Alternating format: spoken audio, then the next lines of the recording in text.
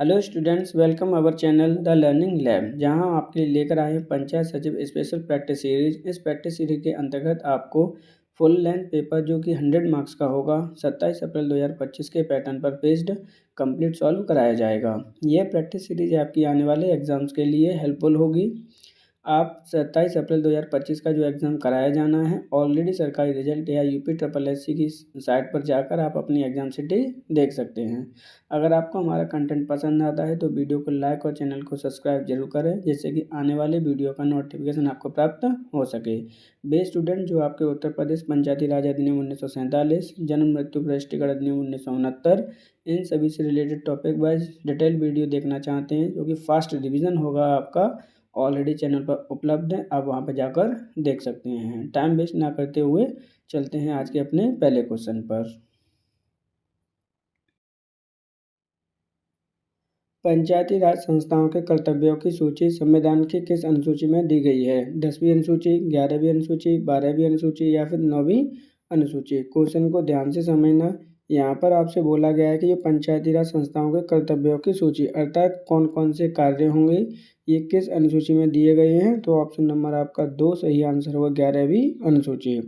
11वीं अनुसूची के बारे में समझ लीजिए। इसको कब जोड़ा गया है? तो इसको 73वें संविधान संशोधन के द्वारा जोड़ा गया है 1992 में। इसके अंतर्गत आप पे कितने कर्तव्यों को बोला गया है, कितने कार्यों के लिए बोला गया है? तो 29 कार्यों के लिए बोला गया है। वो कौन कौन से कार्य होंगे, इसका प्रावधान दे रखा है 243 के जी में। ऑप्शन नंबर आपका सही आंसर होगा 2, 11वीं अनुसूची। भारत के संविधान में पंचायत एवं नगर पालिकाओं से संबंध 73वें व 74वें संविधान संशोधन के समय भारत के प्रधानमंत्री कौन थे? इम्पोर्टेंट क्वेश्चन है, ध्यान रखना। यहाँ से क्वेश्चन आपका बनेगा ही बनेगा। यहाँ पे क्या बोले जा रहा है आपसे कि 73वें संविधान संशोधन जब हुआ था उस समय भारत के प्रधानमंत्री कौन थे? इंदिरा गांधी, PV नरसिम्हा राव, राजीव गांधी या फिर VP सिंह? तो सही आंसर होगा आपका PV नरसिम्हा राव। कब हुए थे? आपके 73वें संविधान संशोधन के दौरान आपसे पूछा जा रहा है, ध्यान रखना। 73वां संविधान संशोधन आपका संबंधित है पंचायत से, जबकि 74वां संविधान संशोधन आपका संबंधित है किससे? नगर पालिका से। तो आपके ये कब आपके संशोधन हुए थे? तो ये 1992 में हुए थे, जिनको लागू कर दिया गया था आपके 24 अप्रैल 1993 को। ऑप्शन नंबर सही आंसर होगा यहाँ पे 2। पंचायत समिति के सदस्य ग्राम पंचायत के सदस्यों द्वारा अप्रत्यक्ष रूप से निर्वाचित किए जाते हैं, खंड विकास अधिकारी द्वारा मनोनीत किए जाते हैं, प्रत्यक्ष रूप से जनता द्वारा निर्वाचित किए जाते हैं या फिर जिला पंचायत अध्यक्ष द्वारा मनोनीत किए जाते हैं। क्वेश्चन को ध्यान से समझना। पंचायत समिति की बात की जा रही है, जैसे किसकी बात की जा रही है? सेकंड लेवल की बात की जा रही है, जिसमें प्रत्यक्ष रूप से इसके सदस्यों का जो चयन होता है या फिर निर्वाचन होता है डायरेक्टली जनता करती है। लेकिन अगर इसके अध्यक्ष की बात की जाएगी तो अध्यक्ष की जो नियुक्ति की जाती है वो अपने ही सदस्यों में से की जाती है। इस बात को आप ध्यान रखना। लेकिन यहाँ पूछा गया है आपसे कि पंचायत के जो सदस्य हैं उनका निर्वाचन कैसे होता है? तो प्रत्यक्ष रूप से जनता के द्वारा किया जाता है। ऑप्शन सही आंसर होगा यहाँ पर 3। अगर मैं इसके अध्यक्ष की बात करूँ तो अपने सदस्यों में से ही चुनाव किया जाता है। इस बात को भी आप ध्यान रखेंगे। ऑप्शन सही होगा 3। बलवंत राय मेहता समिति का गठन कब किया गया? 1986, 1988, 1957, 1987? क्वेश्चन को ध्यान से समझना। यहाँ पे बलवंत राय मेहता समिति के गठन की बात की गई है कि गठन कब किया गया था? तो ऑप्शन सही आंसर होगा यहाँ पे 3, 1957 को।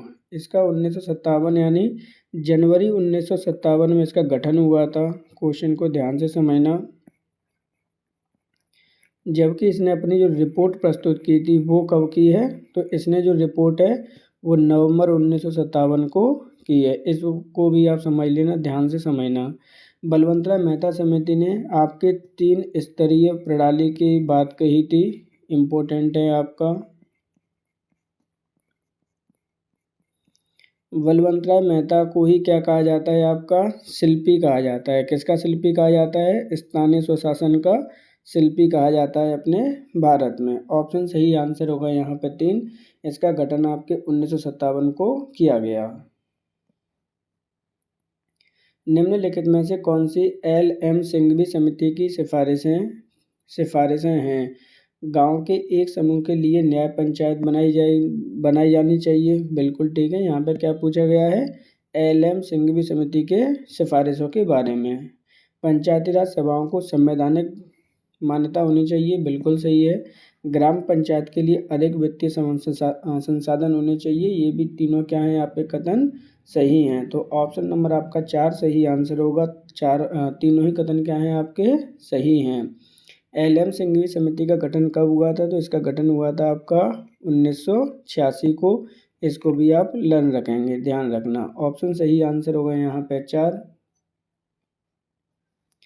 निम्नलिखित में से कौन सम्मिलित है? दांतेवाला समिति 1985, एल.एम. सिंघवी समिति 1957, थुंगन समिति 1988, अशोक मेहता समिति 1986। क्वेश्चन में आपसे पूछा गया कौन इसमें से सम्मिलित है? तो ऑप्शन नंबर 3 सही आंसर होगा। थुंगन समिति 1988 को गठित की गई।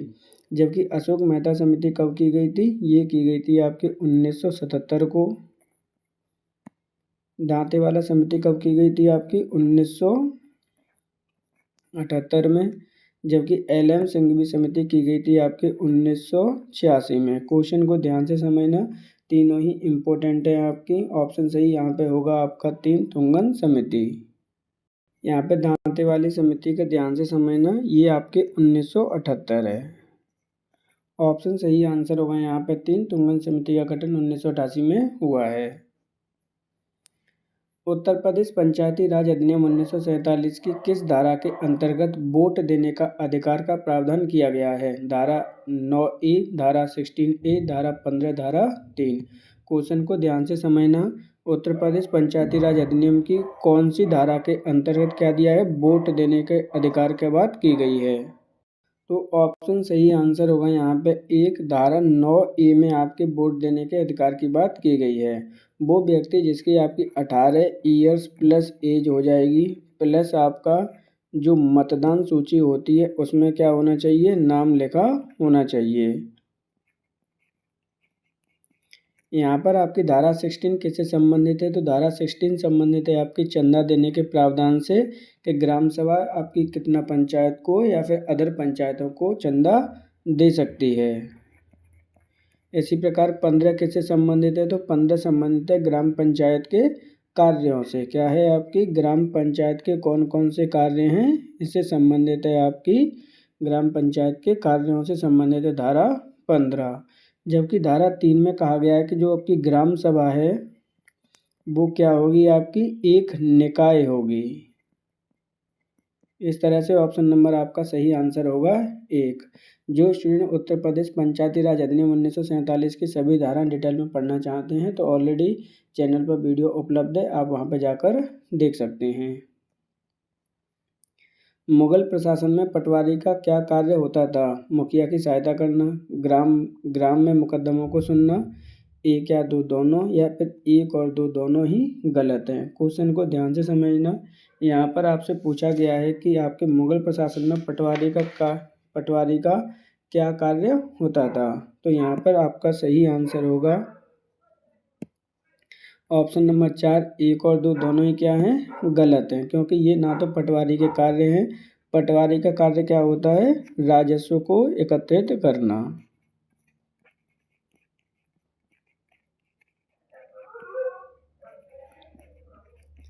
जबकि मुखिया की सहायता कौन करता है? मुखिया की सहायता करता है आपका चौधरी। ये मुगल प्रशासन की बात की जा रही है। ग्राम के मुकदमों को कौन सुनता है? तो वो सुनता है आपका मुकद्दम। ऑप्शन सही आंसर होगा यहाँ पे 4। चोल काल में नगरम किस प्रकार की संस्था थी? ब्राह्मणों की, व्यापारियों की, साधारण जन की, या फिर इनमें से किसी की नहीं? तो चोल काल आपके नगरम किस प्रकार की संस्था थी? तो ऑप्शन नंबर आपका सही आंसर होगा 2, व्यापारियों की। किसी संसाधनों का उपयोग करके आर्थिक विकास और सामाजिक न्याय के लिए पंचायत विकास योजना तैयार करने का अधिकार दिया गया है। ग्राम पंचायत को, जिला परिषद को, ग्राम सभा को या इनमें से कोई नहीं। क्वेश्चन को ध्यान से समझना। यहाँ पर आपसे बोला गया है कि पंचायत विकास योजना को तैयार करने का अधिकार किसके पास है, तो ऑप्शन सही आंसर होगा यहाँ पे एक, ग्राम पंचायत को। अच्छा, आपके लिए इन्फॉर्मेशन है वो सुन लीजिए, इम्पोर्टेंट इन्फॉर्मेशन है। आपकी जो एग्ज़ाम सिटी है ऑलरेडी उपलब्ध है आपके सरकारी एग्ज़ाम सिटी अवेलेबल आ चुकी है। आप अपनी अपनी सरकारी रिजल्ट पे जाकर एग्ज़ाम सिटी देख सकते हैं। या तो सरकारी रिजल्ट पे देख लीजिए या फिर आप UPSSC की वेबसाइट पे जाकर देख सकते हैं कहाँ कहाँ पर किसका सेंटर गया हुआ है। ध्यान रखना, जो आपको अपना रजिस्ट्रेशन नंबर डालना है वहाँ पर, वो जब आपने 2022 के पैट से तो फॉर्म फिल किया होगा, लेकिन ये पैट वाला रजिस्ट्रेशन नंबर नहीं यहाँ पे फिल किया जाएगा। जब आपने इसके फॉर्म आए थे 2023 में, उस समय जब फॉर्म फिल किया था वो वाला आप अपना रजिस्ट्रेशन नंबर डाल के आप अपना एग्ज़ाम सिटी देख सकते हैं। पंचायत समिति का सचिव कौन होता है? पंचायत सेवक, उप विकास अधिकारी, प्रखंड विकास अधिकारी या फिर जिला विकास अधिकारी। क्वेश्चन को ध्यान से समझना। यहाँ पर पंचायत समिति के सचिव की बात की जा रही है। ध्यान रखना, जब भी आप 27 तारीख को एग्ज़ाम देंगे तो इस क्वेश्चन को सही तरीके से पढ़ेंगे। कंसेप्चुअल क्वेश्चन है आपके, बहुत ही सिंपल हैं। जब आपका एक बार अगर आपका कंसेप्ट क्लियर है तो आप इजली आइडेंटिफाई कर पाएंगे आंसरों को। यहाँ बोला गया पंचायत समिति, तो ऑप्शन नंबर आपका सही आंसर होगा प्रखंड विकास अधिकारी। एक एक करके देख लीजिए। जैसे आपका ग्राम पंचायत होती है, उसका सचिव कौन होता है? उसके सचिव तो आप ही होंगे जिसका आप एग्ज़ाम देने जा रहे हैं, जिसको हम क्या कहते हैं? BPO। ऐसे ही आपकी पंचायत समिति होती है। पंचायत समिति सेकंड नंबर पे होती है। सेकंड नंबर पे कौन होता है? आपका ADO होता है, एडिशनल डेवलपमेंट ऑफिसर। इसी तरह से आपका जिला पंचायत होती है। जिला पंचायत के लिए कौन होगा? तो वहाँ पर होगा आपका DPRO। इनको ही लर्न कर लेना है आपको, यही होते हैं आपके। ऑप्शन सही आंसर होगा यहाँ पे 3। किसी ग्राम पंचायत की प्रथम बैठक उस पंचायत के गठन के कितने दिनों के अंदर होनी चाहिए? 40 दिन, 20 दिन, 50 दिन या फिर 30 दिन। इम्पोर्टेंट क्वेश्चन है। किसी ग्राम पंचायत की पहली बैठक जब पंचायत गठित हो जाती है तो उसके कितने दिन के अंदर होनी चाहिए? अनिवार्य है। ऑप्शन नंबर आपका सही आंसर होगा 4। 30 दिन के अंतर्गत आपकी बैठक होनी चाहिए। ग्राम सभा की बैठक से पहले का कर्तव्य नहीं है। देखिए, इस तरह के क्वेश्चन आपसे पूछे ही जाने हैं। जो आपका BPO होता है उसके 3 काम होते हैं। कौन कौन से होते हैं? ग्राम सभा की बैठक से पहले के कार्य, ड्यूरिंग द कार्य, क्या होते हैं? 3 प्रकार के कार्य होते हैं ग्राम सभा की पहले, ड्यूरिंग और आफ्टर। मतलब क्या है कि जब आपकी ग्राम सभा की बैठक होती है उससे पहले के कार्य कौन कौन से होंगे, जब बैठक चल रही होती है उस टाइम कौन कौन से कार्य होंगे, और उसके बाद में कौन से कार्य होंगे। यहाँ पूछा जा रहा है कि ग्राम सभा की बैठक से पहले के कर्तव्य नहीं है आपका। पहले का कर्तव्य कौन सा नहीं है, ये क्वेश्चन आपसे पूछा गया है। देखते हैं एक एक करके। सरपंच के परामर्श से ग्राम सभा के एजेंट को अंतिम रूप देना, ग्राम सभा की बैठक की सूचना जारी करना, ग्राम सभा की पिछली बैठक के प्रस्ताव पर दी गई कार्रवाई की रिपोर्ट पेश करना, या ग्राम सभा की मौजूद बैठक में पहले एजेंट की मदों को नोटिस तैयार करना। तो यहाँ पर ऑप्शन नंबर 3 सही आंसर होगा। यहाँ पे ग्राम सभा की पिछली बैठक के प्रस्ताव पर की गई कार्रवाई की रिपोर्ट पेश करना, क्योंकि ये क्या है, पहले का कर्तव्य नहीं है, ड्यूरिंग का कर्तव्य है। जब आपकी बैठक की जाती है उस समय आपका प्रस्तुत करता है। इस प्रकार ऑप्शन नंबर सही आंसर होगा 3। कोई व्यक्ति ग्राम पंचायत का प्रधान या सदस्य या न्याय पंचायत का पंच निर्वाचित होने के अयोग्य होगा। यानी डायरेक्टली आपसे पूछा गया है, क्या क्या पूछा गया है? कोई व्यक्ति पंचायत का चुनाव लड़ रहा है, सदस्य का चुनाव लड़ रहा है या न्याय पंचायत का चुनाव लड़ रहा है, तो वो कब अयोग्य होगा?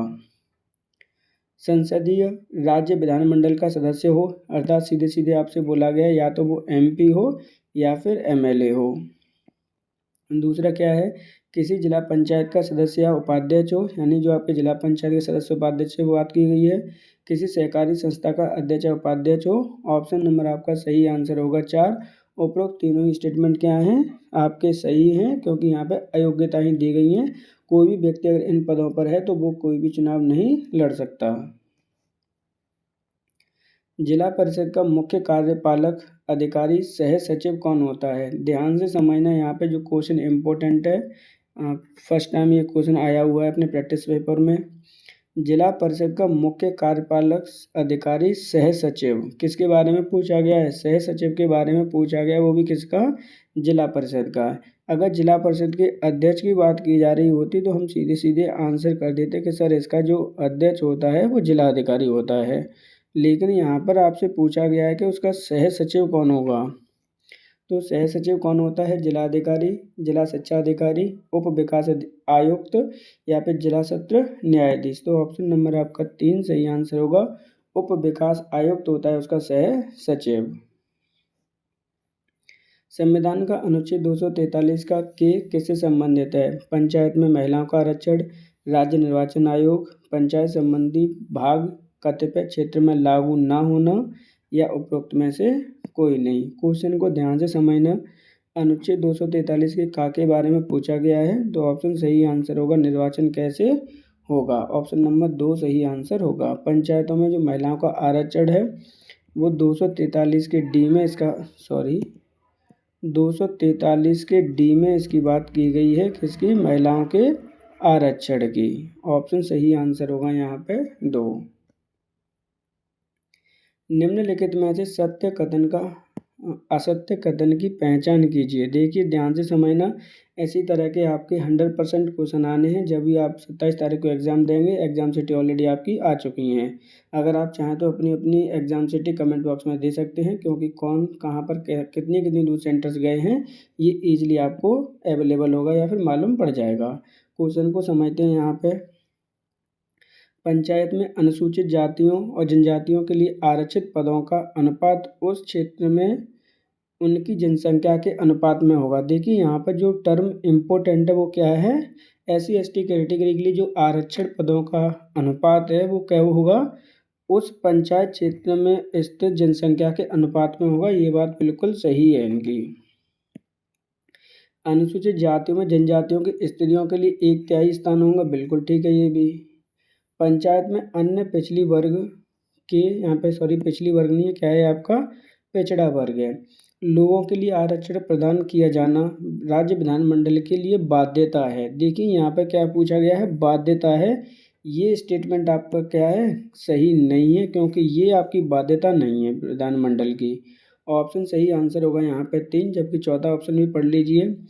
पंचायत के अध्यक्षों के पद की स्त्रियों के लिए 1/3, ये बिल्कुल ठीक है। जहाँ पर आपके सदस्य हों चाहे अध्यक्ष हों 1/3 का आरक्षण दिया गया है महिलाओं को। ऑप्शन सही आंसर होगा यहाँ पे 3। संविधान के किस अनुच्छेद में यह वर्णन किया गया है कि किसी व्यक्ति की 21 वर्ष से आयु को प्राप्त कर लिया है तो वह पंचायत के निर्वाचन में भाग ले सकता है? देखिए सिंपल सा क्वेश्चन है आपका। यहाँ पे आपसे बोला गया है कि किसी व्यक्ति की अगर 21 वर्ष की आयु प्राप्त कर ली है उसने, तो वह पंचायत के निर्वाचन में भाग ले सकता है। इसका प्रावधान कहाँ पे दे रखा है? ऑप्शन नंबर 1 अनुच्छेद 243 का ग, 243 का चा का, 1 का 243 या उपरोक्त में से कोई नहीं। तो इस प्रकार के आंसर तो इजीली आइडेंटिफाई कर पाएंगे आप 243 के चा के 1 में, क्योंकि आपका जो गा है वो किससे संबंधित है? आपकी संरचना से संबंधित है। ऑप्शन सही आंसर होगा यहाँ पे 2। पंचायत के विकास का 5वां चरण कब से कब तक का था? 1983-84 से 1992-93, 84-85 से 83-94, 84-85 से 94-95 या फिर उपरोक्त में से कोई नहीं। यहाँ पर आपसे पूछा गया कि 5वां चरण कब से कब तक था, तो ऑप्शन सही आंसर होगा यहाँ पे 1 1983 से 84 से लेकर 1992-93 तक। इसी चरण के दौरान आप किसके प्रावधान किए गए थे? जो आपका 73वां संविधान संशोधन प्लस 74वां संविधान संशोधन को अधिनियमित किया गया था। कब किया गया था? 24 अप्रैल 1993 को लागू कर दिए थे आपके दोनों ही संविधान संशोधन। ऑप्शन सही आंसर होगा यहाँ पे एक 1983-84 से लेकर 1992-93 तक आपके 5वां चरण आपका चला था। उत्तर प्रदेश में पंचायत के विषय की प्रथम चरण की समय अवधि क्या थी? देखिए यहाँ पर डायरेक्टली आपसे ये पूछा जा रहा है कि उत्तर प्रदेश में प्रथम चरण में आपके जो इलेक्शंस हुए थे उनकी समय सीमा क्या थी? 1947 से 49, 49 से 55, 49 से 53 या फिर 47 से लेकर 52। तो ऑप्शन नंबर आपका सही आंसर होगा यहाँ पे 4, 1947 से लेकर 1952। फर्स्ट फेज में आपकी कितनी ग्राम पंचायतें थी? तो उस समय आपकी मात्र 35,000 थी। कितनी थी आपकी? 35,000 थी। इस चीज़ को भी आप लर्न कर लेंगे। ऑप्शन सही आंसर होगा आपका 4। उत्तर प्रदेश सरकार द्वारा लागू मुख्यमंत्री आवास ग्रामीण योजना के अंतर्गत आवास का क्षेत्रफल कितने वर्ग मीटर निश्चित है आपका? 25 वर्ग मीटर, 30 वर्ग मीटर, 40 वर्ग मीटर या फिर 70 वर्ग मीटर? इम्पोर्टेंट क्वेश्चन है, क्वेश्चन को ध्यान से समझना। यहाँ पर आपसे बोला गया कि मुख्यमंत्री आवास ग्रामीण योजना के अंतर्गत किसकी योजना है? ये आपकी उत्तर प्रदेश सरकार की है। मिनिमम आपका कितना क्षेत्रफल आपके पास होना चाहिए कि आपको आवास अलॉट होगा? तो ऑप्शन नंबर आपका सही आंसर होगा 1, 25 वर्ग मीटर। योजना के बारे में थोड़ा सा समझ लीजिए। अगर मैदानी क्षेत्र में आप अपना घर बनाते हैं तो गवर्नमेंट आपको कितने रुपये अलॉट करेगी? तो गवर्नमेंट करेगी 1.20 लाख रुपीज़।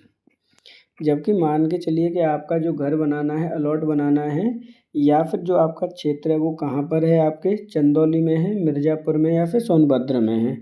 तो वहाँ पर आपका मान के चलिए हिल्स एरिया है। और कहाँ पर है आपका?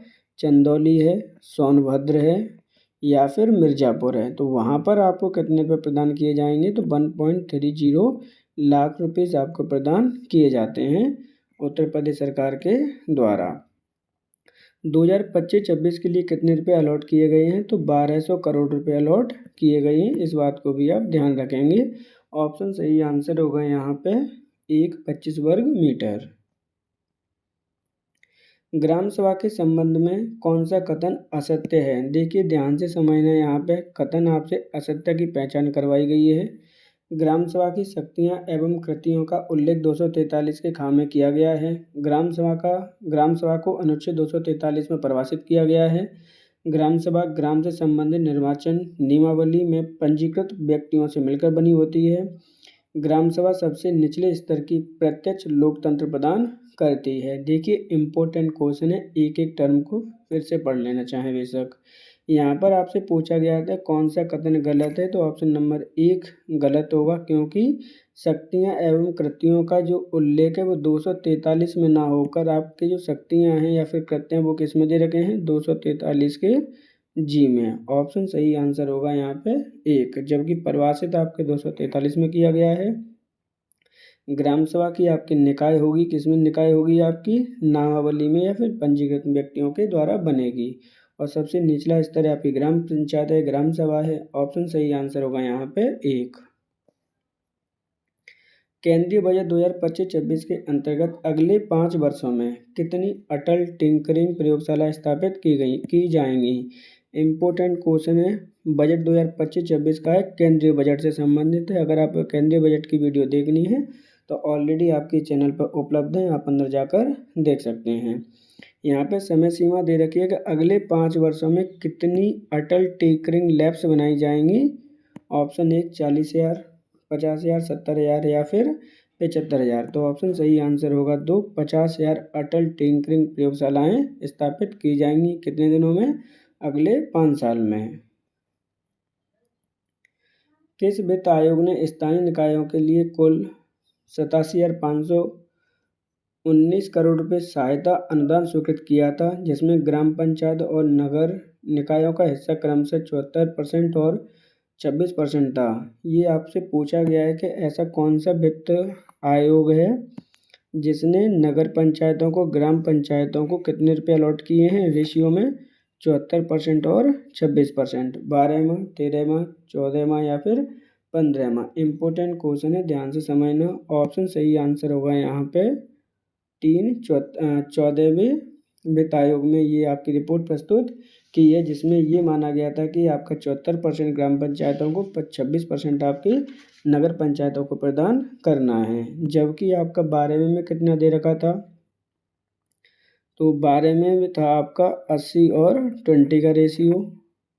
15वें में कितना है, तो ये 42, हाँ ठीक है। ऑप्शन सही आंसर होगा यहाँ पे 3। कौन सा वित्त आयोग का कार्य है? देखिए ध्यान से समझना, जब भी आपके वित्त आयोग की बात की जाएगी तो आर्टिकल नंबर 280 की बात की जाएगी, मतलब सेंटर फाइनेंस कमीशन की। संघ और राज्यों के बीच करों का शुद्ध आगमों का वितरण करता है, बिल्कुल ठीक है। सहायता अनुदान के लिए राज्यों की आवेदनों पर विचार करता है, बिल्कुल ठीक है। केवल एक, केवल दो, एक और दो दोनों, या फिर उपरोक्त में से कोई नहीं। तो ऑप्शन नंबर आपका सही आंसर होगा यहाँ पे 3, एक और दो दोनों ही ऑप्शन क्या है, सही हैं। राज्य वित्त आयोग की भूमिका है, क्वेश्चन को ध्यान से समझना। राज्य वित्त आयोग की बात की गई है, जिसका विवरण दे रखा है आपके 243 के आई में या फिर 243 के बाई में। जो आई है वो ग्राम के लिए है, बाई है वो आपके नगर निकायों के लिए है। राज्य की पंचायतें राज्य संस्थाओं की वित्तीय स्थिति की जांच करना, राज्य कर्मचारियों के वेतन बढ़ाने या घटाने की सिफारिश करना, ग्राम सभा के चुनाव का डाटा उपलब्ध कराना, या उपरोक्त सभी। तो देखिए ग्राम सभा के चुनाव का डाटा उपलब्ध कराना किसका काम है, ये आपके राज्य निर्वाचन आयोग का काम है। किसका काम है, राज्य निर्वाचन आयोग का काम है। जब आपने एक समझ लिया कि ये वाला ऑप्शन तो नहीं है, तो ये तो ऑटोमेटिक क्या हो गया, आपका रिजेक्ट हो गया।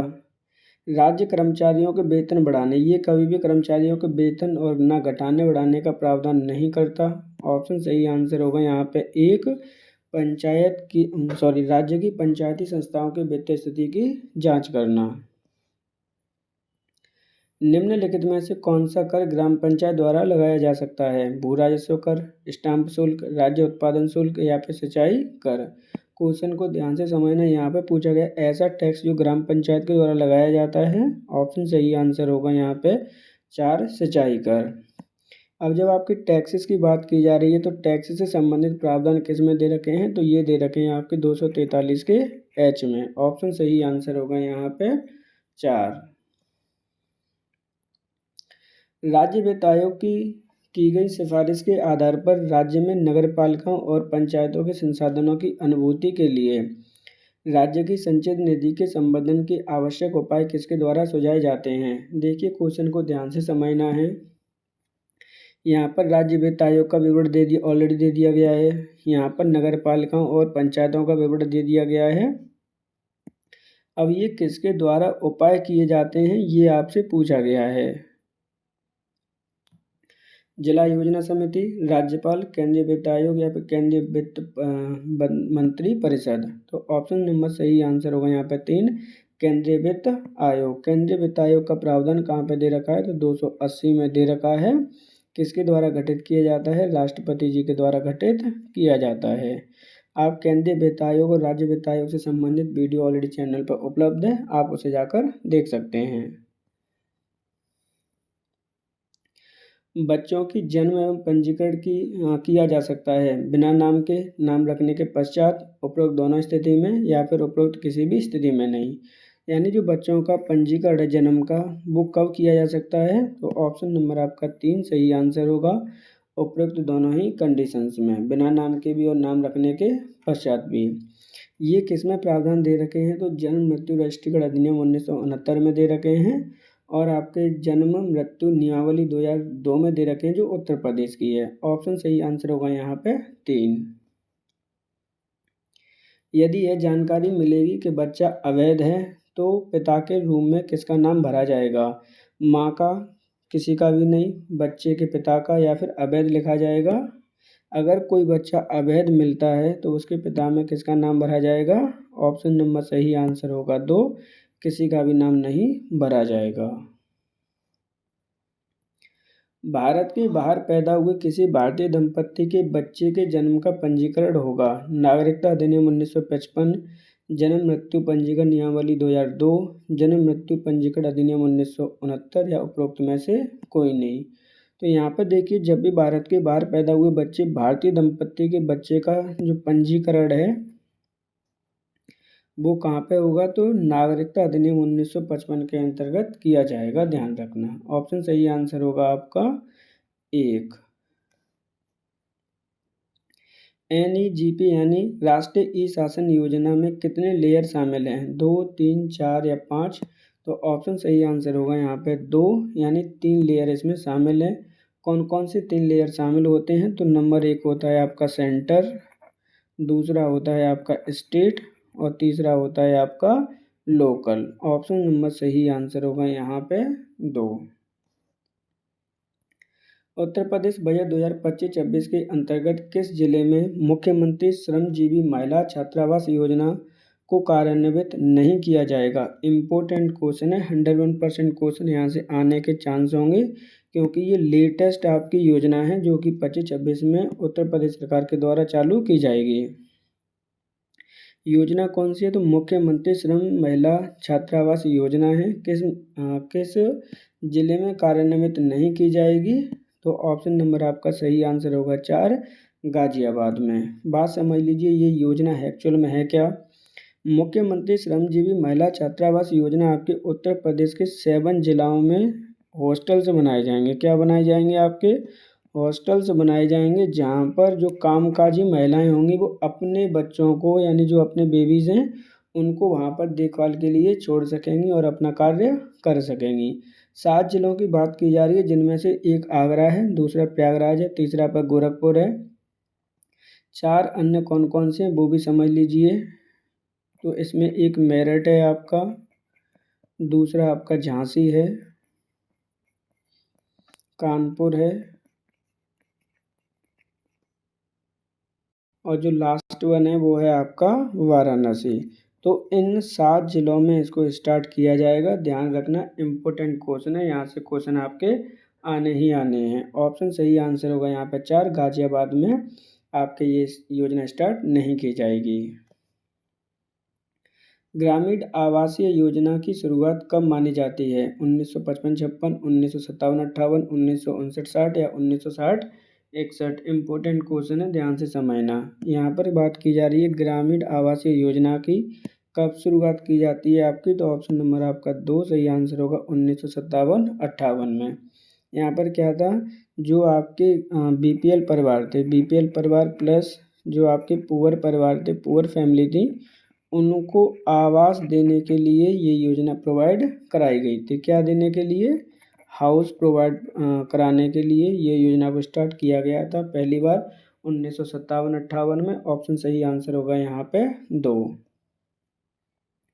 उत्तर प्रदेश बजट 2025-26 के अंतर्गत जल जीवन मिशन के लिए कितने करोड़ रुपए आवंटित किए गए हैं?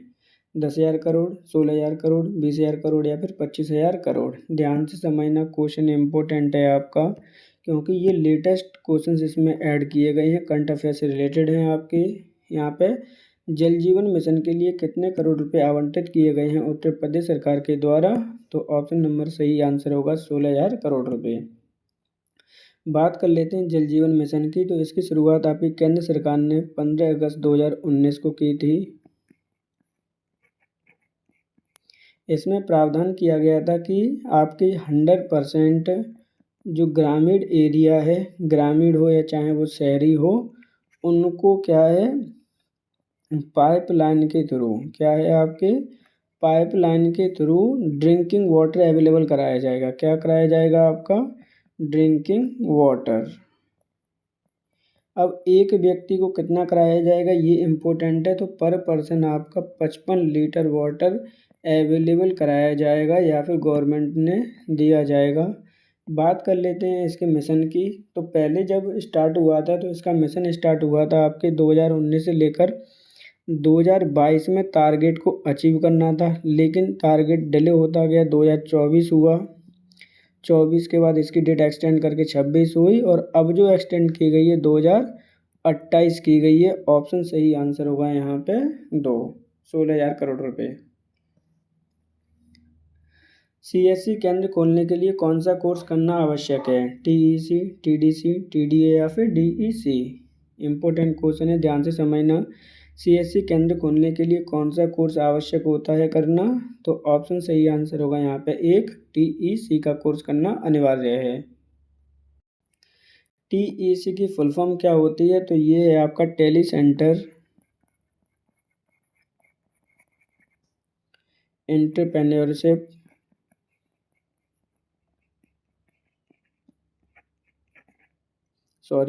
एंटरप्रेन्योर कोर्स, ये तो हो गई इसकी फुल फॉर्म। अब बात कर लेते हैं कि सर जो आपका CSC खोलने के लिए अदर पात्रता कौन कौन सी होती हैं खोलने वाले व्यक्ति की, तो वो भी देख लीजिए। TEC का कोर्स तो अनिवार्य रूप से है ही है, प्लस किसी भी व्यक्ति की आपकी 18 वर्ष की आयु होनी चाहिए, प्लस आपका 10th पास होना चाहिए, प्लस वहाँ का जो स्थानीय व्यक्ति है वही वहाँ पर ओपन करेगा आपका। ऑप्शन सही आंसर होगा यहाँ पे एक, TEC का कोर्स करना अनिवार्य है। पंचायत सहायक तथा सफाई कर्मी की उपस्थिति कैसे दर्ज की जाती है? ग्राम प्रधान के घर पे, यहाँ पे कैसे नहीं है, वर्ड चेंज कर लेना, कहाँ पे की जाती है। क्या है आपका वर्ड? कहाँ पे की जाती है। किनकी? पंचायत सहायक की और सफाई कर्मी की प्रेजेंट। ग्राम प्रधान के घर पे, जिला विकास अधिकारी के कार्यालय में, खंड विकास अधिकारी कार्यालय में, या फिर पंचायत सचिवालय में। तो ऑप्शन नंबर आपका 4 सही आंसर होगा, पंचायत सचिवालय में। ग्राम पंचायत की वार्षिक कार्य योजना की ऑनलाइन एंट्री किसके द्वारा की जाती है? ग्राम प्रधान, पंचायत सहायक, पंचायत सचिव, या फिर जिला पंचायत अधिकारी। क्वेश्चन को ध्यान से समझना। यहाँ पे बोला गया है ग्राम पंचायत की वार्षिक कार्य योजना की ऑनलाइन एंट्री किसके द्वारा की जाती है? तो ऑप्शन नंबर आपका सही आंसर होगा, पंचायत सहायक। इसको हम क्या कहते हैं? ऑपरेटर भी कहते हैं इसको। डाटा जो एंट्री करता है ऑपरेट करता है, डाटा ऑपरेटर भी इसी को हम नाम देते हैं। ऑप्शन सही आंसर होगा यहाँ पे 2, पंचायत सहायक। केंद्रीय बजट 2025-26 के अंतर्गत 2025-26 में कितने डे केयर सेंटर स्थापन करने का लक्ष्य रखा है? इम्पोर्टेंट क्वेश्चन है, 100% आने के चांस होंगे आपके, ध्यान रखना। 150, 200, 250 या फिर 300। तो ऑप्शन सही आंसर होगा यहाँ पे 200 डे केयर सेंटर स्थापित करने का लक्ष्य रखा गया है 2025-26 के अंतर्गत। जबकि आने वाले जो 3 साल हैं उसके अंतर्गत कितना लक्ष्य रखा गया है? तो देश के प्रत्येक जिले में ओपन किए जाएंगे। किस में किए जाएंगे? प्रत्येक जिले में। तो यहाँ पे ऑप्शन सही आंसर होगा 200 डे केयर सेंटर खोले जाएंगे 2025-26 के अंतर्गत। ई ग्राम स्वराज पोर्टल की शुरुआत कब की गई? 2018, 2019, 2020, 2021। तो ई ग्राम स्वराज पोर्टल की शुरुआत की गई है आपकी, ऑप्शन सही आंसर होगा 3, 2020 में। संपत्ति स्वामित्व का अंतरण या दाखिल खारिज के लिए आवश्यक दस्तावेज हैं। देखिए यहाँ पे क्या है, जब आपकी कोई संपत्ति है उसको आपने सेल किया है या फिर परचेज किया है, तो उसके बाद में आपका दाखिल खारिज किया जाता है। तो कौन कौन से दस्तावेज आवश्यक हैं? उत्तराधिकारी का प्रमाण पत्र, पंजीकृत बिक्री, विभाजन अभिलेख, या उपरोक्त सभी। तो ऑप्शन सही आंसर होगा 4, उपरोक्त सभी दस्तावेज इम्पोर्टेंट है आपके, किसके लिए? अंतरण और दाखिला खारिज करने के लिए। ग्राम पंचायत द्वारा आवासीय तथा वाणिज्यिक निर्माण के लिए अनुमति जारी करने के लिए क्या क्या आवश्यक होता है? स्वामित्व दस्तावेज, लेआउट योजना, साइट योजना, या फिर ये सभी। देखिए क्या कह रहे हैं, ग्राम पंचायत द्वारा जब आप एक आवासीय तथा वाणिज्यिक निर्माण कर रहे हैं तो आपको अनुमति लेनी है, और अनुमति लेने के लिए क्या क्या आवश्यक है वो देख लीजिए। स्वामित्व दस्तावेज होना चाहिए, लेआउट होना चाहिए, साइट योजना होनी चाहिए, या फिर सभी। तो ऑप्शन नंबर 4 सही आंसर होगा, उपरोक्त सभी। महात्मा गांधी राष्ट्रीय ग्रामीण रोजगार गारंटी अधिनियम अर्थात मनरेगा को किस वर्ष प्रारंभ किया गया था? देखिए इम्पोर्टेंट क्वेश्चन है, और यहाँ पे देखिए कन्फ्यूजिंग है थोड़ी सी। क्या है? कन्फ्यूजन रहेगी आपको हमेशा ही। 2005, 2007, 2006 या फिर 2010, तो ऑप्शन सही आंसर होगा यहाँ पे 3, 2006। अब कंसेप्ट समझ लीजिए, जब ये 2006 में स्टार्ट किया गया था तब इसका नाम क्या था, नरेगा नाम था। क्या नाम था इसका, नरेगा नाम था। लेकिन इसका नाम बाद में क्या कर दिया गया था, मनरेगा कर दिया गया था। कब कर दिया गया था, 2009 में। लेकिन ऑप्शन में ओनली 2006 ही है, लेकिन क्वेश्चन में बोला गया है क्या, मनरेगा किस वर्ष प्रारंभ किया गया था। तो यहाँ पर तो आपका ऑप्शन सही आंसर हो जाएगा 2006, क्योंकि ये नरेगा से ही आपका मनरेगा बना है। लेकिन अगर बाई चांस ऑप्शन में 2009 भी होता, फिर आप ऑप्शन लगा के आते 2009, अगर मनरेगा है तो, और नरेगा है तो 2006। इस बात को आप ध्यान रखना। ऑप्शन सही आंसर होगा यहाँ पे 3। आर्थिक मामलों की कैबिनेट समिति ने राष्ट्रीय ग्राम स्वराज अभियान की साम्यवादी बढ़कर कर दी गई है। देखिए यहाँ पे समय अवधि है, क्या है, समय अवधि को कब तक बढ़ा दिया गया है, ये क्वेश्चन आपसे बोला गया है। राष्ट्रीय ग्राम स्वराज अभियान की शुरुआत की गई थी, कब की गई थी इसकी शुरुआत, 2018 में। जबकि इसको कब तक के लिए बढ़ा दिया गया है, अप्रैल 2022 से मार्च 2026, अप्रैल 2023 से लेकर मार्च 2027, अप्रैल 2021 से लेकर मार्च 2025, या उपरोक्त में से कोई नहीं। तो ऑप्शन सही आंसर होगा 1, अप्रैल 2022 से लेकर मार्च 2026 तक इसकी अवधि को बढ़ा दिया गया। उत्तर प्रदेश में पंचायत मित्र योजना किस वर्ष प्रारंभ की गई। इम्पोर्टेंट क्वेश्चन है, ध्यान से समझना। यहाँ पर क्या पूछा गया है, पंचायत मित्र योजना किस वर्ष प्रारंभ की गई है। 4 मार्च 2006, 10 फरवरी 2004, 8 मार्च 2005 या 2 फरवरी 2006। ऑप्शन सही आंसर होगा यहाँ पे 2 फरवरी 2006 को पंचायत मित्र योजना का प्रारंभ किया गया। इस योजना को प्रारंभ करने का रीज़न क्या था, तो यहाँ पर आपके एक व्यक्ति को चुना जाता, किसी पर्सन को चुना जाता जो वेल एजुकेटेड होगा, जो आपकी हेल्प करेगा। किसकी हेल्प करेगा, आपके प्रधान की हेल्प करेगा कि कैसे कोई कार्य किया जाना है। ऑप्शन सही आंसर होगा आपका 4। मुख्यमंत्री कन्या सुमंगला योजना के संदर्भ में कौन सा कथन गलत है। इम्पोर्टेंट क्वेश्चन है, ध्यान रखना। इसकी बहुत चर्चा की गई है लास्ट ईयर भी, और यहाँ से क्वेश्चन आपका बनना ही बनना है। एक एक पॉइंट को ध्यान से समझना फिर से। इसका शुभारंभ 25 अक्टूबर 2019 को किया गया। लाभार्थी के परिवार में अधिकतम 2 बच्चियों को इस योजना का लाभ मिलेगा। वर्तमान में इस योजना के तहत 15,000 रुपये लाभार्थी को दिए जाते हैं। उत्तर प्रदेश सरकार ने बजट 2025-26 के लिए 700 करोड़ रुपये का आवंटन किया गया है। क्वेश्चन को ध्यान से समझना। यहाँ पे पूछा गया कौन सा कथन गलत है, तो ऑप्शन सही आंसर होगा यहाँ पे 3, क्योंकि वर्तमान में इस योजना के अंतर्गत प्रत्येक लाभार्थी को 25,000 रुपये प्रदान किए जाते हैं। कितने रुपये किए जाते हैं आपके, 25,000 रुपये प्रदान किए जाते हैं। इस बात को आप ध्यान रखेंगे, और इस बात का भी ध्यान रखेंगे कि ये आपकी कब स्टार्ट हुई है, 25 अक्टूबर 2019 से। लेकिन ये लागू कब से, ये और ज़्यादा इम्पोर्टेंट है। तो ये लागू की गई है 1 अप्रैल 2019 से। इस बात को आप ध्यान रखना। ऑप्शन सही आंसर होगा यहाँ पे 3। 15,000 रुपये ना देकर 25,000 रुपये दिए जाते हैं। 10,000 रुपये की लिमिट बढ़ा दी गई है लास्ट ईयर। मुख्यमंत्री समग्र ग्राम विकास योजना उत्तर प्रदेश की योजना है, इसलिए और ज़्यादा इम्पोर्टेंट हो जाती है 27 अप्रैल के लिए। मुख्यमंत्री समग्र ग्राम विकास योजना के संदर्भ में कौन सा कथन क्या है, गलत है।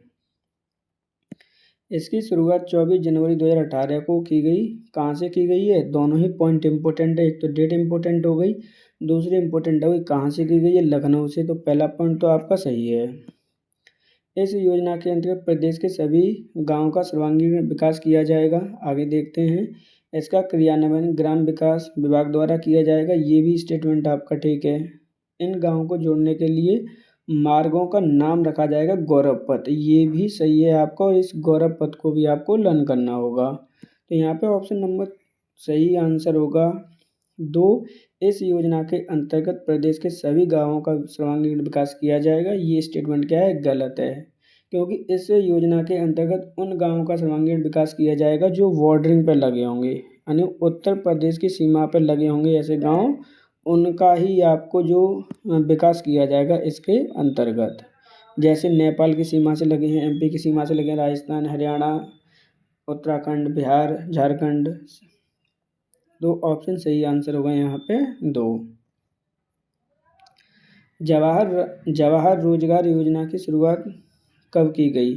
1 अप्रैल 1977, 1 अप्रैल 1998, 1 अप्रैल 1995, 1 अप्रैल 1989। तो यहाँ पे जवाहर रोजगार योजना की बात की गई है, तो ऑप्शन सही आंसर होगा 4, 1 अप्रैल 1989। क्यों की गई थी? तो यहाँ पर ग्रामीण जो लोग थे उनको रोजगार देने के लिए इस योजना की शुरुआत की गई थी। ऑप्शन सही आंसर होगा यहाँ पे 4। निम्नलिखित में से कौन सा सुमेलित सही नहीं है? देखिए यहाँ पर आपके इस तरह के 100% क्वेश्चन पूछे जाने हैं, तो एक एक क्वेश्चन को आपको ध्यान से समझना है। अंत्योदय योजना 2003-4, संपूर्ण ग्रामीण रोजगार योजना 2001, कृषि आय बीमा योजना 2003-4, जवाहर ग्राम समृद्धि योजना 1999-2000। तो ऑप्शन सही आंसर होगा 1, अंत्योदय योजना 2003-4 में स्टार्ट ना होकर ये आपकी 2000 में स्टार्ट हुई है। ऑप्शन सही आंसर होगा यहाँ पे 1। कुटीर ज्योति योजना किसके साथ जुड़ी हुई है? देखिए यहाँ पर डायरेक्टली पूछा गया है कि कुटीर योजना का संबंध किससे है? गांव में कुटीर उद्योगों को बढ़ावा देने से, ग्रामीण बेरोजगार युवाओं को रोजगार को बढ़ावा देने से, गरीब रेखा के नीचे जीने वाले गरीब परिवारों को बिजली प्रदान करने से। तो ऑप्शन नंबर 3 सही आंसर होगा, बिजली कनेक्शन देना है इसका उद्देश्य किसका? कुटीर ज्योति योजना का। ऑप्शन सही आंसर होगा यहाँ पे 3। यहाँ पर हमारे 50 क्वेश्चन कंप्लीट हो चुके हैं, 50 क्वेश्चन और रिमेनिंग है अभी। वे स्टूडेंट जो आपके 27 अप्रैल को एग्ज़ाम दे रहे हैं वो ध्यान से समझ लें। आप सरकारी रिजल्ट पर जाकर या UP SSC की साइट पर जाकर आप अपना एग्ज़ाम सिटी आप देख सकते हैं। लिंक आपके डिस्क्रिप्शन में भी दे रखा है, और इन साइट पर भी जाकर अपना एग्ज़ाम सिटी देख लीजिए, जिससे कि आप इजीली प्रिपेयर कर पाएँ कि आपको 26 को निकलना है या फिर 27 को। राष्ट्रीय ग्राम स्वराज अभियान योजना के कार्यान्वयन एजेंसी है वित्त मंत्रालय, शहरी विकास मंत्रालय, पंचायती राज मंत्रालय या इनमें से कोई नहीं। क्वेश्चन को ध्यान से समझना। यहाँ पर आपसे बोला गया है कि राष्ट्रीय ग्राम स्वराज अभियान योजना का कार्यान्वयन एजेंसी कौन सी है? तो ऑप्शन नंबर आपका 3 सही आंसर होगा, पंचायती राज मंत्रालय। राष्ट्रीय ग्राम स्वराज अभियान योजना की प्रारंभ कब हुआ था? तो ये हुआ है आपका 24 अप्रैल 2018 को। ऑप्शन सही आंसर होगा यहाँ पे 3। उत्तर प्रदेश सरकार द्वारा मातृभूमि योजना की घोषणा की गई। यह योजना का संबंध किससे है? ग्राम सभा, बेरोजगारी, गरीबी या फिर इनमें से कोई नहीं। क्वेश्चन को ध्यान से समझना। यहाँ पर बात की जा रही है उत्तर प्रदेश सरकार के द्वारा मातृभूमि योजना की घोषणा की गई है, इसका संबंध किससे है? तो ऑप्शन नंबर सही आंसर होगा 1, ग्राम सभा से। इस योजना के अंतर्गत क्या किया गया है, प्रावधान क्या दे रखे हैं वो समझ लीजिए। यानी ऐसे रेजिडेंट्स या फिर जो निवासी हैं वो अपने गांव छोड़कर या तो किसी देश के दूसरे राज्यों में चले गए हैं, या फिर मान के चलिए कि विदेश में चले गए हैं, या फिर अदर स्टेट में चले गए हैं, अन्य राज्य में रह रहे हैं। वो लोग अपने गांव के लिए कुछ कार्य कराना चाहते हैं। क्या कराना चाहते हैं? कार्य कराना चाहते हैं। जैसे मान के चलिए कि अपने गांव के लिए रोड बनवाना चाहते हैं, हॉस्पिटल बनवाना चाहते हैं, स्कूल्स बनवाना चाहते हैं। तो ऐसे लोग अपना योगदान दे सकते हैं। कितने %? जो भी आपकी राशि आएगी, लागत आएगी, उसमें से आपकी 60% राशि उस व्यक्ति के द्वारा दी जाएगी और 40% राशि आपकी राज्य सरकार लगाएगी। ऐसा करने पर जो भी हॉस्पिटल आपका होगा, रोड होगा, स्कूल होगा, उसमें वो अपनी क्या है, नाम पट्टिका लगवा सकते हैं। क्या लगवा सकते हैं? नाम पट्टिका लगवा सकते हैं अपने पूर्वजों के नाम पर। ऑप्शन सही आंसर होगा यहाँ पे 1। मातृभूमि योजना का संबंध किससे है? ग्राम सभा से। प्रधानमंत्री आदर्श ग्राम योजना का उद्देश्य है सभी गांव का एकीकृत विकास करना। उन गांव का एकीकृत विकास जिसमें अनुसूचित जातियों की संख्या 50% से अधिक हो। उन गांव का एकीकृत विकास जहां अल्पसंख्यकों की आबादी 50% से अधिक हो, या उपरोक्त में से कोई नहीं। तो यहाँ पे बोला गया है प्रधानमंत्री ग्राम आदर्श ग्राम योजना के संबंध किससे है, तो ऑप्शन नंबर आपका 2 सही आंसर होगा। ऐसे गांव को एकीकृत विकास करना जहां पर अनुसूचित जातियों की संख्या कितनी हो, 50% से अधिक हो। इस योजना की शुरुआत कब की गई थी, तो इस योजना की शुरुआत की गई है 2009 और 10 में। ऑप्शन सही आंसर होगा यहाँ पे 2। प्रधानमंत्री कौशल विकास योजना के संदर्भ में कौन सा कथन गलत है। देखिए इस क्वेश्चन को ध्यान से समझना, क्योंकि यहाँ से क्वेश्चन आपके आने ही आने हैं। पूछा गया कि कौन सा कथन आपका गलत है। इसकी शुरुआत 15 जुलाई 2015 को की गई। यह कौशल विकास एवं उद्यमशीलता मंत्रालय की पहल है। PMBKY 4.0 यानी प्रधानमंत्री विकास कौशल योजना 4.0 वर्तमान और भविष्य के रोजगार बाजार की मांगों पर अनुरूप है। उपरोक्त में से कोई नहीं, तो ऑप्शन सही आंसर होगा 4। इसमें से कोई भी स्टेटमेंट क्या है आपका गलत नहीं है। इसका संचालन कौन करता है, आपका कौशल विकास उद्यमशीलता मंत्रालय। स्टार्टिंग कब हुई है, 15 जुलाई 2015 को, और आपका अभी 4th फेज स्टार्टिंग कर रहा है, वर्क इन प्रोग्रेस है। ऑप्शन सही आंसर होगा आपका 4। सरकार द्वारा चलाई जा रही योजनाओं का अंतिम बिंदु तक पहुंचने में किस संस्थान की भूमिका महत्वपूर्ण है। ब्लॉक स्तर, पंचायत की, जिला पंचायत की, या फिर इनमें से किसी की नहीं। तो यहाँ पे देखिए सरकार के द्वारा जो भी योजनाएं चलाई जा रही हैं उनको अंतिम बिंदु तक पहुंचाने में कौन सी संस्थान आपकी महत्वपूर्ण भूमिका निभाती हैं, तो ऑप्शन सही आंसर होगा 2, पंचायतें। ग्राम पंचायत की प्रथम बैठक का आयोजन किया जाता है उसकी गठन के दिन, पंचायत के गठन के 7 दिन के अंदर, ग्राम पंचायत के गठन के 30 दिन के अंतर्गत, या फिर इनमें से कोई नहीं।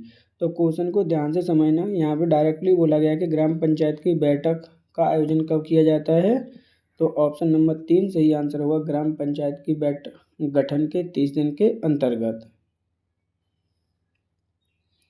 मृत्यु प्रमाण पत्र से क्या फायदे हैं, उत्तराधिकार सिद्ध करना, संपत्ति प्राप्त करना, सामाजिक सुरक्षा के लिए लाभ, या उपरोक्त सभी। तो जो आपका मृत्यु डेथ सर्टिफिकेट होता है उसके क्या फायदे हैं, ऑप्शन सही आंसर होगा 4, उपरोक्त सभी। एक आदर्श ग्राम पंचायत में क्या नहीं होना चाहिए, बाल श्रम, खुले में शौच से मुक्ति, संस्थागत प्रसव, बच्चों का टीकाकरण। क्वेश्चन नेगेटिव क्वेश्चन है, ध्यान रखना। एक आदर्श ग्राम पंचायत में क्या नहीं होना चाहिए, तो ऑप्शन सही आंसर होगा 1, चाइल्ड लेबर नहीं होनी चाहिए, अर्थात क्या है, चाइल्ड लेबर फ्री होनी चाहिए आपकी। ऑप्शन सही आंसर होगा 1। ग्राम सभा की पूर्व में हुई बैठक में प्रस्तुत संकल्पना पर की गई कार्यवाही की रिपोर्ट कौन प्रस्तुत करता है। देखिए यहाँ पर डायरेक्टली क्वेश्चन ये कहा गया है कि जैसे ग्राम सभा की कुछ पूर्व में बैठक हुई है उनकी प्रस्तुति संकल्पना या उनकी कार्यवाही की रिपोर्ट कौन प्रस्तुत करता है, ग्राम पंचायत सदस्य, ग्राम पंचायत अधिकारी, ग्राम प्रधान या ब्लॉक प्रमुख। तो ऑप्शन सही आंसर होगा ग्राम पंचायत अधिकारी। ग्राम पंचायत विकास योजना में पंचायत का प्रारंभिक कार्य क्या होता है, योजना समिति का गठन करना, योजना का प्रारूप तैयार करना, योजना को कार्यान्वित करना, या फिर इनमें से कोई नहीं। तो यहाँ पे ग्राम पंचायत का विकास का प्रारंभिक कार्य क्या होगा, योजना समिति का गठन करना। ऑप्शन सही आंसर होगा आपका 1। भारतीय संविधान की निम्नलिखित में से कौन सा अनुच्छेद पंचायतों की संरचना के बारे में बताता है। अनुच्छेद 243A, अनुच्छेद 243B, अनुच्छेद 243C, अनुच्छेद 243D। क्वेश्चन को ध्यान से समझना। पंचायतों की संरचना की बात की जा रही है, कौन से अनुच्छेद में प्रावधान दिए गए हैं, तो ऑप्शन सही आंसर होगा यहाँ पर 3, अनुच्छेद 243 का C। जबकि बी किससे संबंधित है, तो ये आपके गठन से संबंधित है, और डी किससे संबंधित है, आरक्षण से संबंधित है। ऑप्शन सही आंसर होगा यहाँ पे 3। जिला परिषद का मुख्य कार्य है समन्वय एवं पर्यवेक्षक, ग्राम विकास, नागरिक सुविधा जताना, या ग्रामीण एकता का निर्माण करना। तो यहाँ पर जिला परिषद का कार्य क्या होगा, ऑप्शन सही आंसर होगा 1, समन्वय और कार्यपेक्षक यानी कंट्रोलर और उनको देखभाल करना। पीजीए ग्राफिक्स कार्ड का फुल फॉर्म क्या होता है? यहाँ से कंप्यूटर के क्वेश्चन स्टार्ट हो चुके हैं आपके। जो पीजीए ग्राफिक्स होती है उसका फुल फॉर्म क्या है आपका? तो पीजीए का फुल फॉर्म होता है आपका professional graphic array, portal graphic array, personal graphic array या पब्लिक गीगा एरे। तो ऑप्शन सही आंसर होगा आपका एक, प्रोफेशनल ग्राफिक एरे। भारत में विकसित परम सुपर कंप्यूटर का विकास किस संस्थान ने किया है? सीडेक, बार्क, आईआईटी कानपुर या फिर आईआईटी वाराणसी या बीएचयू, कुछ भी कर लीजिए यहाँ पर। तो आपके परम सुपर कंप्यूटर का विकास किस संस्थान ने किया है? तो ऑप्शन नंबर आपका सही आंसर होगा एक, सीडेक ने। सीडेक कहाँ पर है आपकी? तो ये पुणे में है। पुणे कहाँ पर है आपके? महाराष्ट्र में। ऑप्शन सही आंसर होगा यहाँ पे एक। इलेक्ट्रॉनिक्स में आईसी का पूर्ण रूप क्या होगा? Internal circuit, independent circuit, integrated circuit या फिर इनबिल्ट सर्किट। तो ऑप्शन सही आंसर होगा आपका यहाँ पे तीन, इंटीग्रेटेड सर्किट। रिग्रेशन तकनीक का मशीन लर्निंग में क्या उद्देश्य है? भविष्यवाणी, क्लस्टरिंग, वर्गीकरण या फिर सुधारीकरण। तो यहाँ पे जो रिग्रेशन तकनीकी का प्रयोग कहाँ पे होगा, इसका उद्देश्य क्या है? तो ऑप्शन सही आंसर होगा यहाँ पे एक, भविष्यवाणी। आईपीसी शब्द का विस्तारित रूप क्या है? Inter program connection, inter process communication, inter parent code या inter parent communication. Important question है, ध्यान से समझना। यहाँ पर आपसे पूछा गया कि आईपीसी का विस्तारित रूप क्या है? ऑप्शन नंबर आपका दो सही आंसर होगा, इंटर प्रोसेस कम्युनिकेशन। निम्नलिखित में से किसी कृत्रिम बुद्धिमत्ता का जनक कहा जाता है? यहाँ पर डायरेक्टली पूछा गया कि who is the father of artificial intelligence? John McCarthy, lady forest, JP Eckert या चार्ल्स बेबेज। तो ऑप्शन सही आंसर होगा एक, जॉन मैकार्टी। जबकि चार्ल्स बेबेज कौन है आपके? फादर ऑफ कंप्यूटर के नाम से जाने जाते हैं। यहाँ पे ऑप्शन सही आंसर होगा आपका एक। BOIP का फुल फॉर्म क्या है? यहाँ पे इम्पोर्टेंट क्वेश्चन है, इस तरह के क्वेश्चन ही आपसे पूछे जाने हैं, ध्यान रखना। Virtual over identifier protocol, voice over internet protocol, voice over interface protocol, voice over instructions protocol. तो ऑप्शन सही आंसर होगा दो, voice over internet protocol. DNS का पूर्ण रूप क्या होगा? डिवाइडेड नाम system, domain name system, distributed name system या फिर डायनेमिक नेम सिस्टम। तो ऑप्शन सही आंसर होगा दो, डोमेन नेम सिस्टम। कंप्यूटर में हार्ड डिस्क क्या होता है? देखिए यहाँ पे क्या, कंप्यूटर में हार्ड डिस्क क्या होती है या क्या होता है? Temporary magnetic storage, permanent magnetic storage, high capacity optical disk storage या फिर हाई कैपेसिटी CD रोम। तो ऑप्शन सही आंसर होगा दो, परमानेंट मैग्नेटिक स्टोरेज होती है हार्ड डिस्क। निम्नलिखित में से किस डिस्क को कंप्यूटर के कोल्ड बूट के लिए उपयोग किया जाता है? यहाँ पे क्वेश्चन पूछा गया है, कौन सी डिस्क को कंप्यूटर के कोल्ड बूट के रूप में उपयोग किया जाता है? Setup disk, diagnostic disk, program disk या फिर सिस्टम डिस्क। क्वेश्चन इंपॉर्टेंट है, इसी तरह के क्वेश्चन आपके आने ही आने, इस बात का आप ध्यान रखना। ऑप्शन सही आंसर होगा यहाँ पे दो, डायग्नोस्टिक डिस्क। माइक्रोसॉफ्ट वर्ड 2013 में निम्न में से किस मेनू में इंसर्ट रो और कॉलम टेबल सम्मिलित है? डिज़ाइन, लेआउट, इंसर्ट या पेज लेआउट। तो ऑप्शन सही आंसर होगा तीन, इंसर्ट। कक्षा में प्रस्तुति के लिए कौन सा सॉफ्टवेयर अधिक उपयोगी माना जाता है? यहाँ पे क्या है, कक्षा में आपकी कौन सा सॉफ्टवेयर उपयोगी माना जाता है? यानी हम कक्षा में क्या करते हैं, प्रेजेंटेशन बनाते हैं। क्या बनाते हैं? प्रेजेंटेशन बनाते हैं। प्रेजेंटेशन कौन से सॉफ्टवेयर से बनता है? Microsoft Access, Microsoft Excel, Microsoft PowerPoint या फिर माइक्रोसॉफ्ट वर्ड। तो ऑप्शन सही आंसर होगा यहाँ पे तीन, माइक्रोसॉफ्ट पावर पॉइंट। जबकि जो वर्ड होता है वो डॉक्यूमेंट वाला है, जिसमें आप डॉक्यूमेंट का काम कर सकते हैं। पावर पॉइंट से आप प्रेजेंटेशन बना सकते हैं। एक्सेल में आप क्या करते हैं, अकाउंटिंग करते हैं, टेबल वगैरह बना सकते हैं। ऑप्शन नंबर सही आंसर होगा यहाँ पे 3। निम्नलिखित में से सर्च इंजन नहीं है। देखिए यहाँ पे क्वेश्चन पूछा गया कि नहीं है गूगल, ट्विटर, याहू या फिर अल्टा विस्टा। तो ऑप्शन नंबर आपका सही आंसर होगा 2 ट्विटर, क्योंकि जो ट्विटर है उसका अब नाम क्या कर दिया गया, एक्स कर दिया गया है। ये आपकी एक सोशल मतलब क्या है, सोशल साइट है आपकी, जिसमें आप क्या करते हो, ब्लॉग्स वगैरह डालते हो, पिक्चर वगैरह डालते हो या फिर ट्वीट वगैरह करते हो। ऑप्शन सही आंसर होगा यहाँ पे, यानी ब्लॉगिंग साइट है आपकी 2 ट्विटर। इंटरनेट का बीज बोने वाला पहला नेटवर्क कौन सा था। मतलब सीधी बात ये है कि पहला नेटवर्क कौन सा था, ARPANET, V net, NSF net या फिर आई नेट। तो ऑप्शन नंबर 1 सही आंसर होगा अर्पानेट। कंप्यूटर अनुप्रयोग में वर्कबुक मूल रूप से संबंधित है। MS Excel, Adobe Reader, MS PowerPoint, MS Word. तो देखिए यहाँ पे वर्कबुक मूल रूप से किससे संबंधित है, तो ऑप्शन 1 सही आंसर होगा MS एक्सेल से। प्रमुख आभूषण बाजार उत्तर प्रदेश के किस शहर में स्थित है। मेरठ, आगरा, कानपुर या इनमें से कोई नहीं।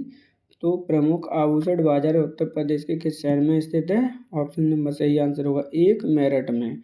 मेरठ को और किस नाम से जानते हैं, तो मेरठ को आप क्रांति सिटी के नाम से भी जानते हैं, क्रांति शहर। दूसरा नाम भी इसका कैंची शहर के नाम से भी इसको जानते हैं, इस बात को ध्यान रखना। ऑप्शन नंबर सही आंसर होगा 1 मेरठ। 2011 की जनगणना के अनुसार उत्तर प्रदेश में महिला आबादी कुल आबादी का लगभग पूछा है। क्या पूछा गया है, लगभग कितने परसेंट है आपकी महिला आबादी, 50%, 40%, 48% या 51%। तो ऑप्शन नंबर 3 सही आंसर होगा लगभग 48%। भारत के किस राज्य में अनुसूचित जातियों की जनसंख्या सर्वाधिक है। ध्यान से समझना, अनुसूचित जातियों की जनसंख्या सर्वाधिक है बिहार, उत्तर प्रदेश, तमिलनाडु, पश्चिम बंगाल। तो ऑप्शन नंबर सही आंसर होगा 2 उत्तर प्रदेश। लेकिन यही अगर क्वेश्चन आपका परसेंटेज में पूछा जाता तो परसेंटेज में आपका आंसर होता पंजाब, लेकिन टोटल जनसंख्या में पूछा गया है तो आंसर है Uttar Pradesh. The operation green परियोजना का उत्तर प्रदेश में शुभारंभ कब हुआ, 1952, 2001, 1995 या फिर 2005। तो द ऑपरेशन ग्रीन परियोजना का उत्तर प्रदेश में प्रारंभ कब हुआ था, ऑप्शन नंबर सही आंसर होगा 1 1952 में। स्वतंत्रता के बाद उत्तर प्रदेश के पहले मुख्यमंत्री कौन थे। ध्यान से समझना, इंपॉर्टेंट क्वेश्चन है, कई बार ये आया हुआ है। पंडित गोविंद वल्लभ पंत, राम नरेश यादव, चंद्रभानु गुप्त या संपूर्णानंद। तो ऑप्शन सही आंसर होगा 1 पंडित गोविंद वल्लभ पंत आपके पहले CM थे यूपी के। जबकि वर्तमान में कौन है, तो ये तो सबको सभी को पता होना भी चाहिए, योगी जी आपके वर्तमान में CM हैं। ऑप्शन सही आंसर होगा यहाँ पे 1 पंडित गोविंद वल्लभ पंत आपके प्रथम CM थे आपके स्वतंत्रता के बाद। बजट 2025-26 के अंतर्गत उत्तर प्रदेश सरकार ने लखनऊ में एक सीड पार्क किसके नाम पर बनाने की घोषणा की है। अटल बिहारी वाजपेयी, चौधरी चरण सिंह, स्वामी विवेकानंद, सरदार वल्लभ भाई पटेल। क्वेश्चन को ध्यान से समझना। बजट 25-26 की बात की जा रही है कि उत्तर प्रदेश सरकार ने अनाउंस किया है कि लखनऊ शहर में एक सीड पार्क बनाया जाएगा, किसके नाम पर, तो ऑप्शन नंबर सही आंसर होगा चौधरी चरण सिंह जी के नाम पर। चौधरी चरण सिंह जी आपके 2 बार CM रह चुके हैं यूपी के। इनको हम किसानों का नेता भी कहते हैं, ठीक है ना, किसानों का नेता। दूसरे इनके बारे में फैक्ट समझ लीजिए। जो भारत के प्रधानमंत्री बने थे 1979 में, मात्र 6 मंथ के लिए ये प्रधानमंत्री बने थे। इन्होंने कभी भी लोकसभा में अटेंड नहीं कर पाई थी, यानी कभी लोकसभा में कभी इन्होंने फेस नहीं की।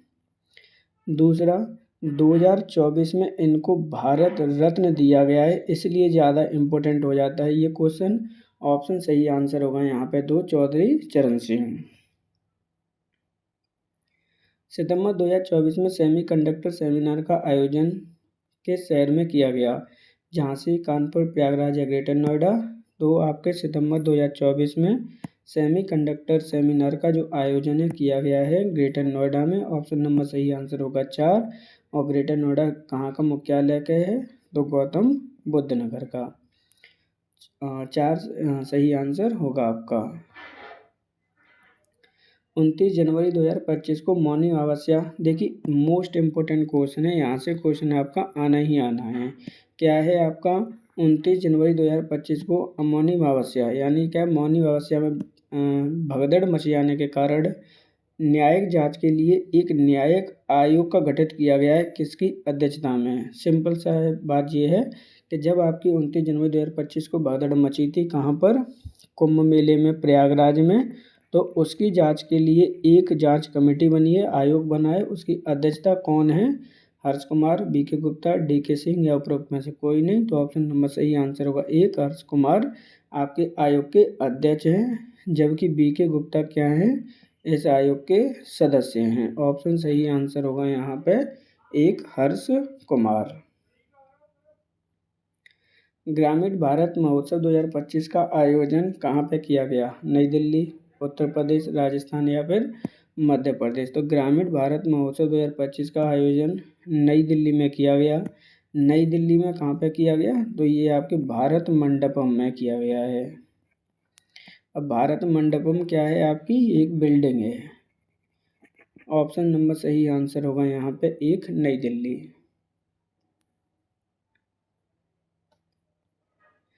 केन बेतवा नदी जोड़ो परियोजना किन 2 राज्यों को सम्मिलित परियोजना है? उत्तर प्रदेश, मध्य प्रदेश, मध्य प्रदेश बिहार, उत्तर प्रदेश राजस्थान, उत्तर प्रदेश बिहार। तो देखिए, केन बेतवा नदी जोड़ो परियोजना किन 2 राज्यों की परियोजना है? ऑप्शन नंबर सही आंसर होगा यहाँ पे 1, उत्तर प्रदेश और मध्य प्रदेश की। अमीर खुसरो द्वारा रचित छाप तिलक सब छीनी किस भाषा में है? भोजपुरी, ब्रजभाषा, उर्दू या फिर खड़ी बोली? तो देखिए यहाँ पे कविता है छाप तिलक सब छीनी, किस भाषा में लिखी गई है और किसके द्वारा लिखी गई है? तो अमीर खुसरो के द्वारा लिखी गई है। किस भाषा में? ब्रज भाषा में। ऑप्शन सही आंसर होगा आपका 2। विख्यात भारत माता मंदिर कहाँ स्थित है? लखनऊ, वाराणसी, मेरठ या फिर प्रयागराज? अपने भारत में सिर्फ एकमात्र आपके भारत माता का मंदिर स्थित है, वो कहाँ है? आपका वाराणसी में। ऑप्शन नंबर सही आंसर होगा यहाँ पे 2।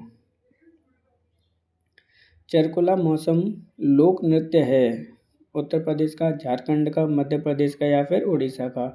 मोस्ट इम्पोर्टेंट है, यहाँ से क्वेश्चन आपके हर बार आते ही आते हैं, ध्यान रखना। तो जो आपका चरकुला नृत्य है कहाँ का नृत्य है? पहले तो ऑप्शन नंबर आपका सही आंसर होगा 1, उत्तर प्रदेश का। उत्तर प्रदेश में भी कहाँ का है? तो ये मथुरा का है। और अगर मैं मथुरा को भी और डिटेल में करूँ तो कहाँ का है? ये बरसाने का है, ध्यान रखना। इसके अंतर्गत क्या किया जाता है चरकुला नृत्य में? तो 108 जो मिट्टी के दीपक होते हैं उनको जलाकर डांस किया जाता है या फिर नृत्य किया जाता है, ये बात ध्यान रखना। ऑप्शन सही आंसर होगा यहाँ पे 1, उत्तर प्रदेश। अखिल भारतीय किसान महासभा की स्थापना कहाँ हुई थी? बाराबंकी 1919, प्रयागराज 1928, लखनऊ 1936, पटना 1937। तो यहाँ पे अखिल भारतीय किसान सभा की स्थापना कहाँ हुई थी? ऑप्शन सही आंसर होगा 3, लखनऊ 1936 में। राष्ट्रीय राजमार्ग विकास परियोजना के उत्तर, दक्षिण और पूर्व पश्चिम गलियारे कहाँ मिलते हैं? देखिए क्वेश्चन इंपॉर्टेंट है, कई बार ये पूछा गया है। मतलब क्या हुआ? जैसे मान के चलिए ये है, ये क्या है? ईस्ट है, ये वेस्ट है, ये नॉर्थ है और ये साउथ है। तो ये दोनों गलियारे कहाँ मिलते हैं ये पूछा गया है। तो ये मिलते हैं झांसी में। ऑप्शन नंबर आपका 3 सही आंसर होगा। ब्रिटिश एकेडमी फिल्म अवार्ड 2025 में किसी सर्वश्रेष्ठ फिल्म चुना गया है? एक बात इंपॉर्टेंट है आपकी, ये क्वेश्चन गलती से ऐड हो गया, इसको माइंड नहीं करना है आपको, फिर भी देख लीजिए। ब्रिटिश एकेडमी फिल्म अवार्ड 2025 किस फिल्म को चुना गया है?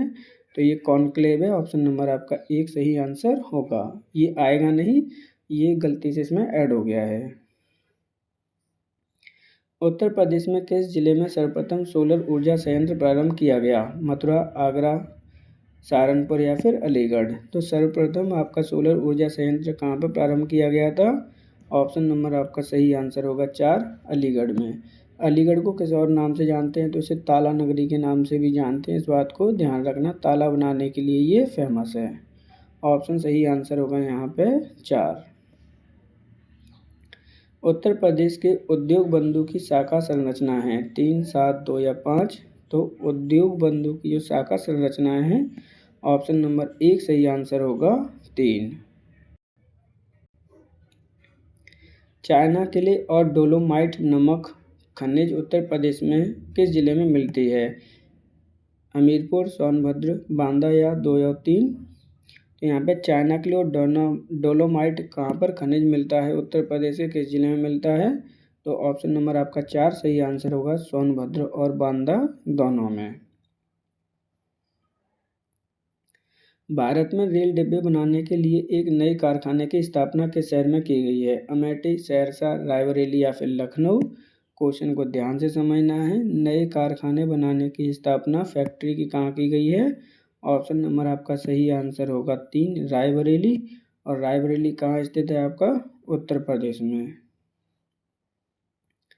निम्नलिखित में से कौन सा उत्तर प्रदेश के उद्यमियों को उद्योग लगाने में सहायता करता है? इम्पोर्टेंट क्वेश्चन है, ध्यान रखना। उत्तर प्रदेश राज्य वित्त निगम, उत्तर प्रदेश राज्य औद्योगिक विकास प्राधिकरण, आधारभूत संरचना औद्योगिक विकास विभाग, उद्योग बंधु? ऑप्शन नंबर आपका 4 सही आंसर होगा। उद्योग बंधु की जो प्रारंभ किया गया वो पहले क्या नाम से जाना था? Invest UP. इसको रिप्लेस करके क्या कर दिया गया है? उद्योग बंधु। ऑप्शन नंबर सही आंसर होगा आपका 4। उत्तर प्रदेश में कृषि उत्पादन बढ़ाने में कौन सा कारक सबसे अधिक प्रभावी है? उन्नत किस्म के बीजों का बढ़ता प्रयोग, कृषि सेवा केंद्रों का विकास, कृषि साख सुविधा, किसान क्रेडिट कार्ड योजना? उत्तर प्रदेश में कृषि उत्पादन बढ़ाने में सबसे जो प्रभावी कारक है वो क्या है? ऑप्शन नंबर सही आंसर होगा 1, उन्नत किस्म के बीजों का बढ़ता प्रयोग। उत्तर प्रदेश के निम्नलिखित जिलों में से कौन सा नेपाल के साथ सीमा साझा नहीं करता? इम्पोर्टेंट क्वेश्चन है, आप इसको डिटेल देख लेना इसकी। यहाँ पर क्या है आंसर? बलरामपुर, श्रावस्ती, कुशीनगर या लखीमपुर खीरी? तो ऑप्शन सही आंसर होगा आपका 3, कुशीनगर की नेपाल से सीमा साझा नहीं करती। इस प्रकार आज के हमारे 100 क्वेश्चन यहाँ पे सॉल्व हो चुके हैं। इन्फॉर्मेशन सुन लीजिए आप लोग। जिन बच्चों का एग्ज़ाम, आपके सभी का ही एग्ज़ाम है, 27 अप्रैल को बीपीओ का एग्ज़ाम होना है और आपकी सरकारी रिजल्ट पे आप जाकर या फिर आप UPSSC की जो साइट है उस पर जाकर आप अपनी एग्ज़ाम सिटी देख लीजिए, जिससे कि आपको एक आइडिया लग सके कि आपको 27 को निकलना है या फिर 26 अप्रैल को निकलना है। जिस तरह से आप इजीली तरीके से पहुंच पाएँ अपने एग्ज़ाम सेंटर पर। अगर आपको हमारा कंटेंट पसंद आता है तो वीडियो को लाइक और चैनल को सब्सक्राइब जरूर करें, जिससे कि आने वाले वीडियो का नोटिफिकेशन आपको प्राप्त हो सके। आपके पास मात्र आपका 21 ऑलरेडी निकल चुका है, 22 से लेकर 26 यानी आपके पास 5 डेज़ हैं। तो आप अच्छे से रिवीजन करते रहिए। IPL वगैरह देखना आप बंद कर दीजिए। Thank you for today.